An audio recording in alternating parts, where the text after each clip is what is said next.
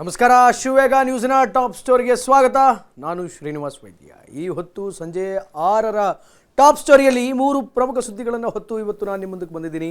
ಅದರಲ್ಲಿ top story number 1, ಪೋಷಕರೇ ಸ್ವಲ್ಪ ಹುಷಾರಾಗಿರಿ, ಯಾಕೆಂತಂದರೆ H1N1 ಅನ್ನುವಂತಹ ಮಹಾಮಾರಿ ಮತ್ತೆ ಬಂದೇ ಬಿಡ್ತು. ಆದರೆ ಚಿಂತೆ ಬೇಡ, ಹಂದಿ ಜ್ವರ ನೀವು ಅಂದುಕೊಂಡಷ್ಟು ಅಪಾಯಕಾರಿ ಅಲ್ಲ. And top story number 2, DK ಸರ್ಕಾರಕ್ಕೆ ಸಿದ್ದರಾಮಯ್ಯ ಬಿಡಿಸಲಾಗದಂತಹ ಒಗಟಾಗಿದ್ದಾರೆ.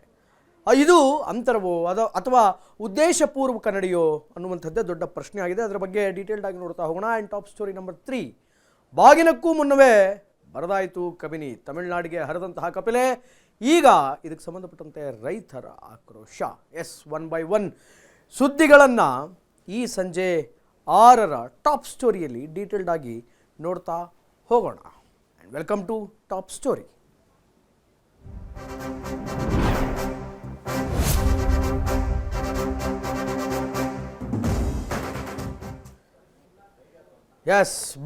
ಬಂತು H1N1 ಹಂದಿ ಜ್ವರ ನೀವು ಅಂದುಕೊಂಡಷ್ಟು ಅಪಾಯಕಾರಿ ಅಲ್ಲ. Let's see the top story number 1.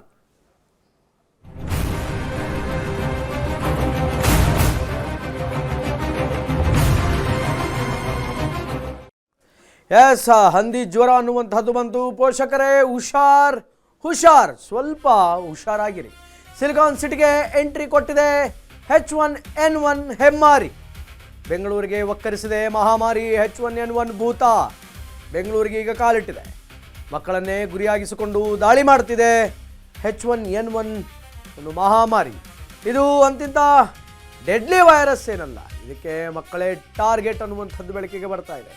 ಮಕ್ಕಳ ಜೊತೆ ವೃದ್ಧರು, ಗರ್ಭಿಣಿಯರ ಮೇಲೂ ಕೂಡ ಕೆಂಗಣ್ಣು. ಉದ್ಯಾನ ನಗರಿ ಜನರನ್ನು ಬೆಚ್ಚಿ ಬೀಳಿಸ್ತಿದೆ H1N1 ವೈರಸ್. H1N1 ಅನ್ನುವಂತಹ ವೈರಸ್ ಈಗ ಮತ್ತೆ ಬೆಂಗಳೂರು ಮಹಾನಗರಕ್ಕೆ ಕಾಲಿಟ್ಟಿದೆ. ಬಟ್ H1N1 ಅನ್ನುವಂತಹ ಈ ಹಂದಿ ಜ್ವರ ಕಳೆದ ಬಾರಿ ಸುಮಾರು ವರ್ಷಗಳ ಹಿಂದೆ ಬಂದಿತ್ತು. ಆದರೆ ಅದು ನೀವು ಅಂದುಕೊಂಡಷ್ಟು ಡೇಂಜರಸ್ ಏನೂ ಅಲ್ಲ. ಆದರೆ ಈ ಒಂದು ಸಾಂಕ್ರಾಮಿಕ ಕಾಯಿಲೆ ಮಕ್ಕಳನ್ನು ಟಾರ್ಗೆಟ್ ಮಾಡ್ತಾ ಇದೆ. ಕೇವಲ ಮಕ್ಕಳನ್ನು ಮಾತ್ರ ಅಲ್ಲ, ವೃದ್ಧರನ್ನು, ವಯಸ್ಸಾದವರನ್ನು, ಗರ್ಭಿಣಿ ಸ್ತ್ರೀಯರನ್ನು ಕೂಡ ಇದು ಟಾರ್ಗೆಟ್ ಮಾಡ್ತಾ ಇದೆ. ಇದಕ್ಕೆ ಬೆಂಗಳೂರಿನ ಜನ ಆತಂಕಕ್ಕೆ ಆಗಿದ್ದಾರೆ. ಯಾಕಂತಂದರೆ ಕೋವಿಡ್ ಅನ್ನುವಂತಹ ದೊಡ್ಡ ಕಾಯಿಲೆಯನ್ನು ನೋಡಿದ ನಂತರ H1N1 ಕಂಪ್ಯಾರಿಟಿವ್ಲಿ ಚಿಕ್ಕದಾಗುತ್ತೆ ನಿಜ, ಬಟ್ ಇದಕ್ಕೆ ಮಕ್ಕಳು, ಗರ್ಭಿಣಿಯರು, ವೃದ್ಧರು ಟಾರ್ಗೆಟ್ ಆಗ್ತಾರೆ ಅನ್ನುವಂತಹ ವಿಚಾರಗಳು ಬೆಳಕಿಗೆ ಬರ್ತಾ ಇದೆ. ಇದಕ್ಕೆ ಸಂಬಂಧಪಟ್ಟಂತೆ ಒನ್ ಮೋರ್ ಬ್ರೇಕಿಂಗ್ ಇದೆ. Let's check it out. ಆ ಬ್ರೇಕಿಂಗ್ ಏನು ಅನ್ನುವಂಥದ್ದನ್ನು ನೋಡ್ಕೊಂಬರೋಣ. Breaking plate please. ನಿಮ್ಮ ಮಕ್ಕಳ ಆರೋಗ್ಯದ ಬಗ್ಗೆ ಇರಲಿ ಸ್ವಲ್ಪ ವಿಶೇಷ ಕಾಳಜಿ ಇರಬೇಕು. ನಿಮ್ಮ ಮಕ್ಕಳ ಆರೋಗ್ಯದ ಬಗ್ಗೆ ನಿರ್ಲಕ್ಷ್ಯ ಅನ್ನುವಂಥದ್ದು ಬೇಡ ಪೋಷಕರೇ. ಪ್ಲೀಸ್ ಇಗ್ನೋರ್ ಮಾಡಬೇಡಿ ಪೋಷಕರೇ. ಮಕ್ಕಳಲ್ಲಿ ಈ ಲಕ್ಷಣ ಕಂಡು ಬಂದರೆ ಸ್ವಲ್ಪ ಕೇರ್ಫುಲ್ ಆಗಿರಿ. ಯಾವ ಲಕ್ಷಣಗಳದು? ಬೆಂಗಳೂರಿನಲ್ಲಿ ಮಕ್ಕಳಿಗೆ ಒಕ್ಕರಿಸಿದೆ ಈಗ ಜ್ವರದ ಜ್ವಾಲೆ. ಈ ವೈರಸ್ ತಡೆಯೋಕ್ಕೆ ಆಗದೆ ಮುನ್ನೆಚ್ಚರಿಕೆಯನ್ನು ಕೊಡ್ತಾ ಇದ್ದಾರೆ. ಆ ಮುನ್ನೆಚ್ಚರಿಕೆಯ ಕ್ರಮಗಳು ಏನು? ನೀವು ಮಾಡಬೇಕಾಗಿರೋದೇನು? ವೈದ್ಯರು ಹೇಳೋದೇನು? ಡಾಕ್ಟರ್ಸ್ಗಳು ಏನು ಹೇಳ್ತಾರೆ? ನೀವೇನು ಮಾಡಬೇಕು?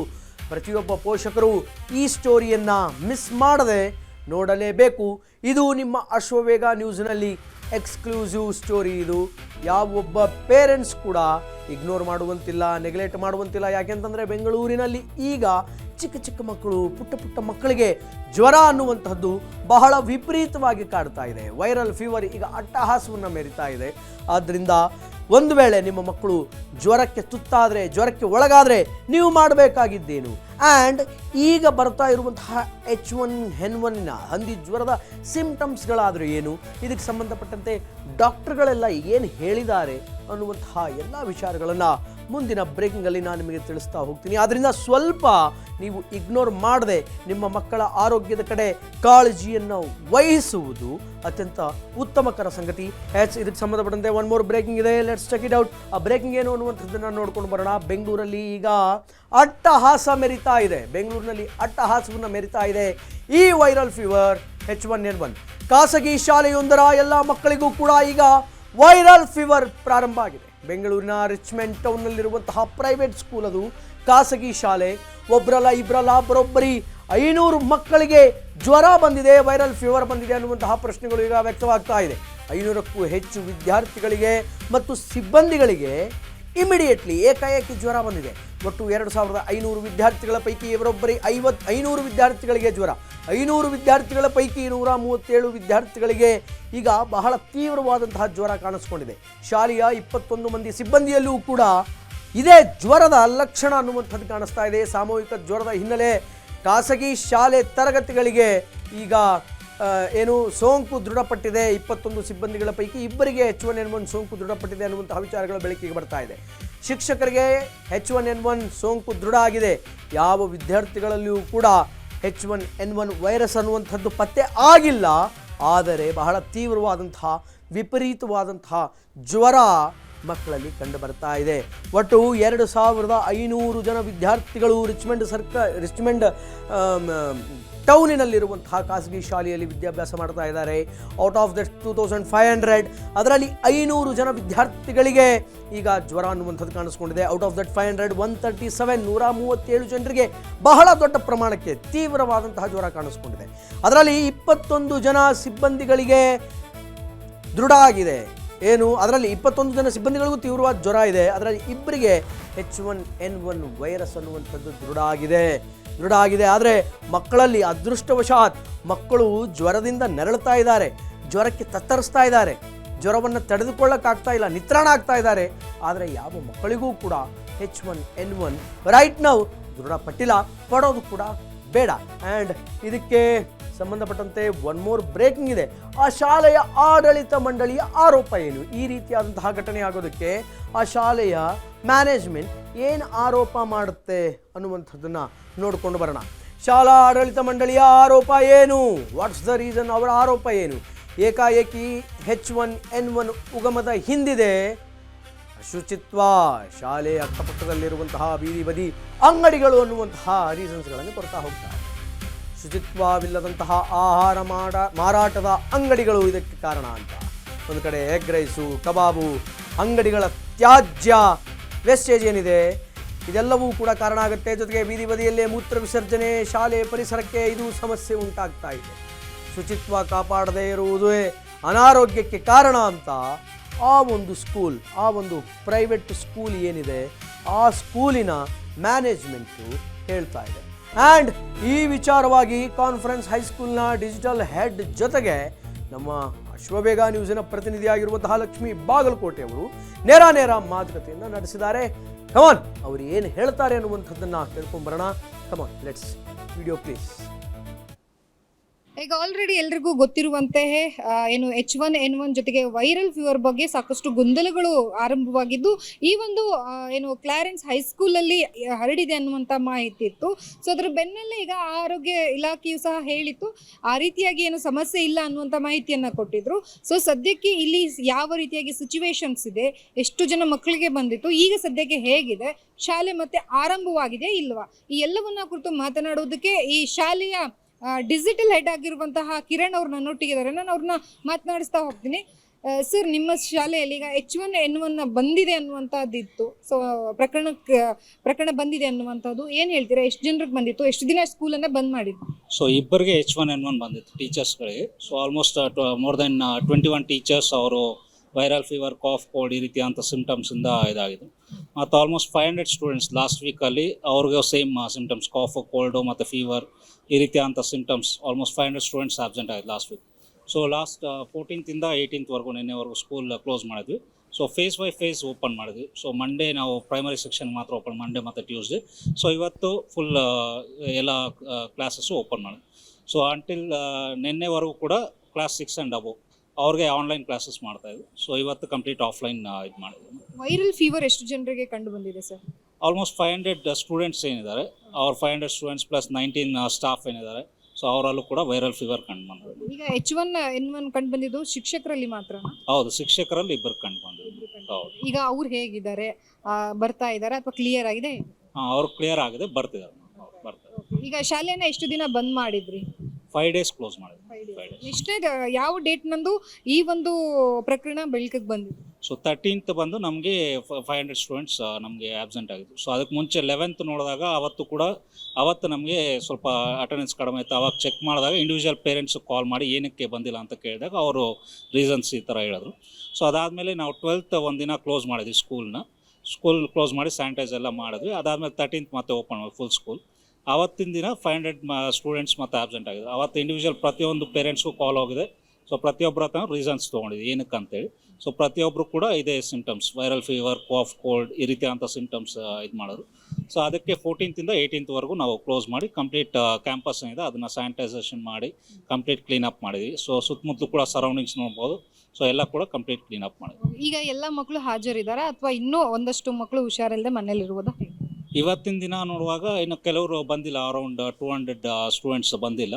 ಸೊ ಇನ್ನು ನಾವು ಕಾಲ್ ಮಾಡೋಕ್ಕೆ ತಿಳ್ಕೊಳ್ತಾ ಇದ್ದೀವಿ ಏನು ರೀಸನ್ಸ್ ಅಂತೇಳಿ. ಸೊ ಅದನ್ನು ಕೂಡ ಇವ್ರಿಗೆ ಆರೋಗ್ಯ ಇಲಾಖೆಗೆ ಕೂಡ ಮಾಹಿತಿ ಕೊಡ್ತೀವಿ. ಈಗ ಆರೋಗ್ಯ ಇಲಾಖೆಯ ವತಿಯಿಂದ ಬಂದಿರುವಂಥ ಮಾಹಿತಿ ಪ್ರಕಾರವಾಗಿ ಇಬ್ಬರು ಶಿಕ್ಷಕರಿಗೆ ಮಾತ್ರ ವೈರಲ್ ಫೀವರ್ ಇದೆ, H1N1 ಅನ್ನೋದು ಕಾಣಿಸಿಲ್ಲ. ಬಟ್ ಎಲ್ಲ ಒಂದು ಕಡೆ ಮಾಧ್ಯಮದವರಿಗೆ ಸುಳ್ಳು ಸುದ್ದಿಯನ್ನು ಕೊಟ್ಟಿದ್ದಾರೆ ಅನ್ನುವಂಥದ್ದು ಕೇಳಿ ಬರ್ತಾ ಇದೆ. ಸರ್, ಇದಕ್ಕೆ ಕ್ಲಾರಿಫಿಕೇಶನ್ ಕೊಡೋದು? ಇಲ್ಲ ಆ ಥರ ಏನಿಲ್ಲ. H1N1 ಖಂಡಿತ ಇರೋದ್ರಿಂದ ನಾವು ಹೇಳಿದ್ದು. ವೈರಲ್ ಫೀವರ್ ಆಗಿದ್ರೆ ನಾವು ಇಷ್ಟೆಲ್ಲ ಇದು ಮಾಡ್ತಿರಲಿಲ್ಲ. ಬಟ್ H1N1 ಕನ್ಫರ್ಮ್ ಆಗಿ ಅವರು ಅಡ್ಮಿಟ್ ಕೂಡ ಆಗಿದ್ರು ಟೀಚರ್ಸ್ಗಳು. ಸೊ ಅದನ್ನು ಡೀಟೇಲ್ಸ್ ಕೂಡ ಕೊಟ್ಟಿದ್ದೀವಿ ಅವ್ರಿಗೆ. ಸೊ ಕನ್ಫರ್ಮ್ ಆಗಿ ಅವರಿಬ್ಬರು ಕೂಡ H1N1. ಈಗ ನೆಕ್ಸ್ಟ್ ನೀವು ಯಾವ ರೀತಿಯ ಕ್ರಮವನ್ನು ಕೈಗೊಳ್ಳೋದಕ್ಕೆ ಶಾಲಾ ಶಿಕ್ಷಣ ಆಡಳಿತ ಮಂಡಳಿ ಹೇಗೆ ಪ್ರಿಪ್ರೇಷನ್ ಮಾಡ್ಕೊಳ್ತೀವಿ? ಸೊ ಇವಾಗ ನೋಡಿದ್ರೆ ನೀವು ಪ್ರತಿದಿನ ನಾವು ಶಾಲೆ ಸುತ್ತಮುತ್ತಲು ಕೂಡ ಪೆರಿಮೀಟರ್ ಏನಿದೆ ಅದನ್ನು ಕಂಪ್ಲೀಟ್ ಕ್ಲೀನ್ ಮಾಡ್ತಾ ಇದ್ದೀವಿ. ಮತ್ತು ಇದಾದ್ಮೇಲಿಂದ ಅಂತ ಅಲ್ಲ, ಅದಕ್ಕಿಂತ ಮುಂಚೆ ಕೂಡ ನಾವು ಕಂಪ್ಲೀಟ್ ಪೆರಿಮೀಟರ್ ಏನಿದೆ ಅದನ್ನು ಕಂಪ್ಲೀಟ್ ಕ್ಲೀನ್ ಮಾಡ್ತೀವಿ. ಯಾಕಂದರೆ ಇಲ್ಲಿ ಸುತ್ತಮುತ್ತಲು ಕೂಡ ಪ್ರತಿದಿನ ಸಾಯಂಕಾಲ ಆದರೆ ವೆಂಡರ್ಸ್ ಇದನ್ನು ಹಾಕ್ತಾರೆ, ಸ್ಟಾಲ್ಸ್ ಹಾಕ್ತಿರ್ತಾರೆ. ಫುಡ್ ಸ್ಟಾಲ್ಸ್ ಇರುತ್ತೆ, ಮತ್ತು ಅನೇಕ ಬೇರೆ ಸ್ಟಾಲ್ಸ್ ಇರುತ್ತೆ. ರಾತ್ರಿ ನೋಡಿದ್ರೆ ಇಲ್ಲೊಂಥರ ಫುಡ್ ಬಜಾರ್ ಥರ ಇರುತ್ತೆ. ಸೊ ಪ್ರತಿದಿನ ಬೆಳಗ್ಗೆ ಸ್ವಲ್ಪ ಕಸ ಇದ್ದೇ ಇರುತ್ತೆ. ಸೊ ಅದರಿಂದ ಅನೇಕ ಇದು ಕೂಡ ಬ್ಯಾಕ್ಟೀರಿಯಾಸ್ ಕೂಡ ಫಾರ್ಮ್ ಆಗುತ್ತೆ. ಸೊ ಅದಕ್ಕೆ ಪ್ರತಿದಿನ ಬೆಳಗ್ಗೆ ನಾವು ಕಂಪ್ಲೀಟ್ ಶಾಲೆ ಫುಲ್ ಕ್ಲೀನ್ ಮಾಡಿದ್ವಿ. ಮತ್ತು ಈ ಔಟ್ಬ್ರೇಕ್ ಆದ ನಂತರ ಪ್ರತಿಯೊಂದು ಕ್ಲಾಸ್ ರೂಮ್ನು ಕೂಡ ನಾವು ಕಂಪ್ಲೀಟ್ ಸ್ಯಾನಿಟೈಸ್ ಮಾಡಿ ಡೆಟಾಲ್ ಎಲ್ಲ ಹಾಕಿ ಕ್ಲೀನ್ ಮಾಡಿ ಪ್ರತಿಯೊಂದು ಏರಿಯಾನು ಕೂಡ ನಾವು ಸ್ಯಾನಿಟೈಸ್, ಫ್ಯೂಮಿಗೇಷನ್ ಎಲ್ಲ ಕೂಡ ಏನೇನು ಮೆಜರ್ಸ್ ತೊಗೋಬೇಕು ಅದಕ್ಕೆ ಕಂಪ್ಲೀಟ್ ಮಾಡಿದ್ವಿ. ಈಗ ಪೋಷಕರಿಗೆ, ಪಾಲಕರಿಗೆ ಯಾವ ರೀತಿಯಾಗಿ ಮೆಸೇಜನ್ನು ನೀವು ಕೊಟ್ಟಿದ್ದೀರಾ? ಸೊ ಅವ್ರಿಗೆ ಏನಂತ ಹೇಳಿದ್ರು ಅಂದರೆ, ಯಾರಿಗಾದ್ರೂ ಸ್ಟೂಡೆಂಟ್ಸಲ್ಲಿ ಏನಾದರೂ ಸಣ್ಣ ಜ್ವರ ಆಗಲಿ ಅಥವಾ ಕಾಫ್ ಆಗಲಿ, ಕೋಲ್ಡ್ ಆಗಲಿ ಕಂಡು ಬಂದರೆ ಶಾಲೆಗೆ ಕಳಿಸ್ಬಿಡಿ. ಯಾಕಂದರೆ ಅದರಿಂದ ಒಬ್ಬರಿಂದ ಮತ್ತೆ ಸ್ಪ್ರೆಡ್ ಆಗುತ್ತೆ. ಸೊ ಅವ್ರನ್ನ ಮನೆಯಲ್ಲೇ ಇಟ್ಕೊಂಡು ಒಂದಿನ ಅಬ್ಸರ್ವ್ ಮಾಡಿ ಅವ್ರು ಕಂಪ್ಲೀಟ್ ಓಕೆ ಅಂತ ಅಂದರೆ ಮಾತ್ರ ಶಾಲೆಗೆ ಕಳಿಸಿ ಅಂತ ಹೇಳಿದ್ವಿ. ಈಗ ನಿಮ್ಮ ಆಡಳಿತ ಮಂಡಳಿ ಎಲ್ಲ ಒಟ್ಟು ಸೇರಿಕೊಂಡು ಈಗ ಮಕ್ಕಳು, ಯಾಕಂತಂದರೆ ಈಗ 20 days ಗ್ಯಾಪ್ ಆಗಿರೋದ್ರಿಂದ ಯಾವ ರೀತಿ ಸಿಲೆಬಸ್ ಆಗಿರ್ಬೋದು, ಮಕ್ಕಳಿಗೆ ವಿದ್ಯಾಭ್ಯಾಸದ ಜೊತೆಗೆ ಹೆಲ್ತ್ ಇಶ್ಯೂಸ್ ಈ ಸದ್ಯಕ್ಕೆ ಆಗ್ತಾ ಇರೋದ್ರಿಂದಾಗಿ ಯಾವ ರೀತಿಯಾಗಿ ಎರಡನ್ನೂ ಮೇಂಟೈನ್ ಮಾಡ್ಕೊಂಡು ಹೋಗ್ತಿದ್ವಿ? ಸೊ ಇವಾಗ ಅಪ್ಪರ್ ಕ್ಲಾಸಸ್ಗೆ, ಹೈಯರ್ ಪ್ರೈಮರಿ ಕ್ಲಾಸಸ್ ಅವ್ರು ಆನ್ಲೈನ್ ಕ್ಲಾಸಸ್ಸಲ್ಲಿ ಕಂಡಕ್ಟ್ ಮಾಡಿದ್ವಿ. ಸೊ ಯಾವ ಸಿಲೆಬಸ್ ಏನು ಇನ್ಕಂಪ್ಲೀಟ್ ಆಗಿದೆ ಅದನ್ನು ರೆಮಿಡಿಯಲ್ ಕ್ಲಾಸಸ್ ಥರ, ಎಕ್ಸ್ಟ್ರಾ ಕ್ಲಾಸಸ್ ಥರ ತೊಗೊಂಡು, ಮತ್ತು ಯೂಶಲಿ ನಮ್ಮದು ಸ್ಯಾಟರ್ಡೇಸ್ ಆಫ್ ಇರುತ್ತೆ. ಸೊ ಸ್ಯಾಟರ್ಡೇ ಹಾಫ್ ಡೇ ಕೆಲವು ಕ್ಲಾಸಸ್ ಮಾಡಬೇಕಂತ ಪ್ಲ್ಯಾನ್ ಮಾಡಿದ್ವಿ. ಸೊ ಅದರಲ್ಲಿ ಸಿಲೆಬಸ್ ಕವರ್ ಮಾಡಿ ಇದು ಮಾಡ್ಬೇಕಂತ. ಸ್ಪೆಸಿಫಿಕ್ ಆಗಿ ಅಂದರೆ ಮಕ್ಕಳಿಗೆ ಒಂದೊಂದು ಮಕ್ಕಳು ಯಾರು ಅಬ್ಸೆಂಟ್ ಇದ್ದಾರೆ ಅವರಿಗೆ ಆನ್ಲೈನ್ ಕ್ಲಾಸಸ್ ಏನಾದರೂ ಕಂಡಕ್ಟ್ ಮಾಡ್ತೀರಾ ಹೇಗೆ? ಇಂಡಿವಿಜುವಲ್ ಒಬ್ಬೊಬ್ಬರು ಮಕ್ಕಳಿಗೆ ಕಂಡಕ್ಟ್ ಮಾಡಲ್ಲ, but as a group whole ಕ್ಲಾಸಿಗೆ ಕಂಡಕ್ಟ್ ಮಾಡ್ತೀವಿ. ಸೊ ಅದರಲ್ಲಿ ಆಲ್ಮೋಸ್ಟ್ ಎಲ್ಲರೂ ಕೂಡ ಅಟೆಂಡ್ ಆಗ್ತಾರೆ ಆನ್ಲೈನ್ ಕ್ಲಾಸಸ್. Thank you. ನೋಡಿದ್ರಲ್ಲ, ಒಟ್ಟಾರೆಯಾಗಿ ಗೊಂದಲವನ್ನು ನಾವು ಕ್ಲಾರಿಫಿಕೇಶನ್ ಕೊಟ್ಟಿದ್ದೀವಿ. ಆದರೆ ಏನು ಪ್ರಕರಣ ಬಂದಿರುವಂಥದ್ದು ಸತ್ಯ. H1N1 ಅನ್ನುವಂಥದ್ದು ಒಂದಷ್ಟು ಮಕ್ಕಳಲ್ಲಿ ವೈರಲ್ ಫೀವರ್ ಇರೋದ್ರಿಂದಾಗಿ ಅವರಿಗೆ ರಜೆಯನ್ನು ಕೊಡಲಾಗಿದೆ ಸದ್ಯಕ್ಕೆ. ಸೊ ಮಕ್ಕಳಿಗೆ ಅನುಕೂಲ ಆಗಲಿ ಅಂತ ಹೇಳಿ ಆನ್ಲೈನ್ ಕ್ಲಾಸನ್ನು ಸಹ ಕಂಡಕ್ಟ್ ಮಾಡೋದಕ್ಕೆ ಈಗ ಈ ಶಾಲೆಯ ಆಡಳಿತ ಮಂಡಳಿ ಮುಂದುವರಿತಾ ಇರುವಂತಹದ್ದು. ಕ್ಯಾಮ್ರಾ ಪರ್ಸನ್ ರಾಮು ಜೊತೆ ಲಕ್ಷ್ಮೀ ಬಾಗಲಕೋಟಿ, ಅಶ್ವಗ ನ್ಯೂಸ್, ಬೆಂಗಳೂರು. ಎಸ್, ಇದಕ್ಕೆ ಸಂಬಂಧಪಟ್ಟಂತೆ ಮತ್ತಷ್ಟು ಮಾಹಿತಿಗಳನ್ನು ನಾನು ನಿಮಗೆ ಕೊಡ್ತಾ ಹೋಗ್ತೀನಿ. ಏನಿದು H1N1 ವೈರಸ್? H1N1 ವೈರಸ್ ಅಂದರೆ ಇನ್ಫೋಜಿಯಸ್ ವೈರಸ್ ಅಂತ ಅರ್ಥ. H1N1 ಫ್ಲೋ ಅಥವಾ ಸೈನ್ ಫ್ಲೋ, ಹಂದಿ ಜ್ವರ ಅಂತ ಇದನ್ನು ಕೆಲವರು ಕರೀತಾರೆ. ಇದು ತೀವ್ರವಾದಂತಹ ಉಸಿರಾಟದ ಸಮಸ್ಯೆಯನ್ನು ಉಂಟು ಮಾಡುತ್ತೆ. ಆ್ಯಂಡ್ ಜೊತೆಗೆ ಮೂಗು, ಗಂಟಲು ಮತ್ತು ಶ್ವಾಸಕೋಶದ ಮೇಲೆ ಬಹಳ ತೀವ್ರವಾದಂತಹ ಪರಿಣಾಮವನ್ನು ಈ ಕಾಯಿಲೆ ಬೀರುತ್ತೆ. ಆರಂಭದಲ್ಲಿ ಇದು ಹಂದಿಗಳಲ್ಲಿ ಮಾತ್ರ ಕಂಡು ಬರ್ತಾ ಇತ್ತು. ಆದ್ದರಿಂದ ಆಡುಭಾಷೆಯಲ್ಲಿ ಇದನ್ನು ಹಂದಿ ಜ್ವರ ಅಂತ ಕರೆಯಲಾಯಿತು. ಕಾಲಕ್ರಮೇಣ ಈ H1N1 ವೈರಸ್ ರೂಪಾಂತರಗೊಂಡಿತು. ಅಂದರೆ ತನ್ನ ಸ್ವರೂಪವನ್ನು ಸ್ವಲ್ಪ ಬದಲಿಸ್ಕೊಳ್ತು. ಅದಾದ ಮೇಲೆ ರೂಪಾಂತರಗೊಂಡು ಅದು ಬದಲಾಗಿ ಮನುಷ್ಯರಿಗೂ ಕೂಡ ಬರೋದಕ್ಕೆ ಪ್ರಾರಂಭ ಆಯಿತು. 2009ರಲ್ಲಿ ವರ್ಲ್ಡ್ ಹೆಲ್ತ್ ಆರ್ಗನೈಜೇಷನ್ನಿಂದ ಇದು ದೃಢಪಡಿತು. H1N1 ಅನ್ನುವಂತಹ ಕಾಯಿಲೆ ಅಫಿಷಿಯಲ್ ಆಗಿ. ಸೊ ಇದು H1N1 ಒಂದು ಗತೆ. ಆ್ಯಂಡ್ H1N1 ವೈರಸ್ ಹೆಂಗೆಲ್ಲ ಹರಡುತ್ತೆ? ಸೋಂಕು ವ್ಯಕ್ತಿ ಕಮ್ಮಿದಾಗ ಆತನ ಕೆಮ್ಮನ್ನು ಅಂಟಿಸ್ಕೊಂಡ್ರೆ ಹರಡುತ್ತೆ ಅಂತ ಹೇಳ್ತಾರೆ. ವೈರಸ್ಸಿನ ಸಣ್ಣ ಹನಿಗಳು ಗಾಳಿಗೆ ಸೇರ್ಪಡೆಯಾಗಿ ಗಾಳಿ ಮೂಲಕವೂ ಕೂಡ ಬರುವ ಸಾಧ್ಯತೆಗಳಿದೆ. ಅವುಗಳನ್ನು ಉಸಿರಾಡಿದವರಿಗೆ ಅಂದರೆ ಆ ಗಾಳಿಯನ್ನು ಬಡಿಸಿಕೊಂಡವರಿಗೆ ಉಸಿರಾಡದವರಿಗೆ ಸೋಂಕು ತಗುಲುವ ಚಾನ್ಸಸ್ ಇದೆ. ಸೋಂಕಿತ ವ್ಯಕ್ತಿಯ ಹತ್ತಿರದ ಸಂಪರ್ಕದಿಂದ ಇದು ಮತ್ತೊಬ್ಬರಿಗೆ ಟ್ರಾನ್ಸ್ಫರ್ ಆಗುತ್ತೆ. ಮಕ್ಕಳು ಒಟ್ಟಿಗೆ ತರಗತಿಯಲ್ಲಿ ಕುಳಿತುಕೊಳ್ಳೋದ್ರಿಂದ ಅಥವಾ ಒಟ್ಟಿಗೆ ಊಟ ಮಾಡೋದರಿಂದ, ಏನಾದರೂ ತಿಂಡಿ ತಿನಿಸುಗಳನ್ನು ತಿನ್ನುವುದರಿಂದ, ಆಟ ಆಡ್ತಾ ಇರುವಾಗ ವಸ್ತುಗಳನ್ನು ಪರಸ್ಪರವಾಗಿ ಹಂಚಿಕೊಂಡಾಗ ಈ ವೈರಸ್ ಬರುವಂತಹ ಸಾಧ್ಯತೆಗಳಿದೆ. ಉಸಿರಾಟದ ವೈರಸ್ಗಳು ಸುಲಭವಾಗಿ ಹರಡುತ್ತೆ, ಸುಲಭವಾಗಿ ಒಬ್ಬರಿಂದ ಒಬ್ಬರಿಗೆ ಅದು ಟ್ರಾನ್ಸ್ಫರ್ ಆಗುತ್ತೆ. ಅದು ಜ್ವರ, ಕೆಲವೊಮ್ಮೆ ಚಳಿಯೊಂದಿಗೆ ಕೂಡ ಜ್ವರ ಬರುವಂತಹ ಸಾಧ್ಯತೆ ಇರುತ್ತೆ. ಮೂಗು ಸೋರೋದು, ಮೂಗು ಕಟ್ಟಿಕೊಳ್ಳೋದು, ಮೂಗು ಬಂದಾಗುತ್ತೆ ಅಂತ ಹೇಳ್ತೀವಲ್ಲ, ಆ ರೀತಿಯಾದಂತಹ ಒಂದು ಪ್ರಸಂಗ ಉಂಟಾಗುತ್ತೆ. ಕೆಮ್ಮು ಬರುತ್ತೆ, ಎದೆನೋವು ಬರುತ್ತೆ, ಗಂಟಲು ಡ್ರೈ ಆಗುತ್ತೆ, ಒಣ ಕೆಮ್ಮು ಅಂತ ಏನು ಹೇಳ್ತೀವಿ, ಆ ರೀತಿಯಾದಂತಹ ಎಲ್ಲ ಸಿಂಪ್ಟಮ್ಸ್ಗಳು ಕೂಡ ಆಗಿ H1N1 ಅನ್ನುವಂತಹ ಮಹಾಮಾರಿ ಬರುತ್ತೆ. ಸೊ ಅದರಿಂದ ವೆರಿ ಕೇರ್ಫುಲ್, ಎಚ್ಚರವಾಗಿರಿ. ಮಕ್ಕಳಿಗೇನಾದರೂ ಈ ತರಹದ ಸಿಂಪ್ಟಮ್ಸ್ಗಳು ಕಂಡು ಬಂದಲ್ಲಿ ಆದಷ್ಟು ಬೇಗ ಡಾಕ್ಟರ್ ಹತ್ರ ಕರ್ಕೊಂಡು ಹೋಗಿ ಟ್ರೀಟ್ಮೆಂಟ್ ಕೊಡಿಸಿ.